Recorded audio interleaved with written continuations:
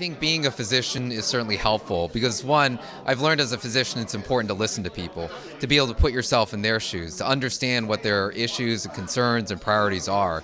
And that's the same approach I would take to Congress as well, that we need to listen to our community, we need to understand where they're coming from, be able to put ourselves in their shoes, understand the struggles of their families, to be able to represent them well in Congress.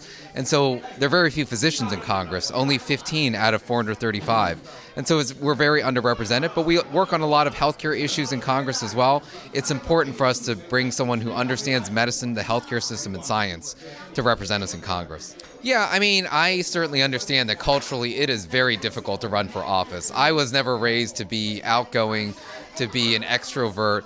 I am one that hated public speaking, that was an introvert, and would rather spend time at home with my family than being out at events constantly. But I also understand how important it is to represent our community. As a second-generation Asian American, I understood that had other people not served in these roles, that we would not have the opportunities that we had as a family. And so that's why it inspired me to step up, to serve in public office, to get out there, to engage with the community, to do the public speaking that's important, to be able to run for office and represent not only our community, but the Asian American community as well. In Congress, because we are so underrepresented, and having people that share our culture, our heritage, who look like us, who understand where our families have come from, is incredibly important. And so that's why it's been an inspiration to run for Congress, and I hope to serve as an inspiration for the next generation as well. So I think we have a very important election coming up. You know, Congress, when you look at what's going on TV, is incredibly dysfunctional. But things won't turn around until we send good people to represent us in Congress.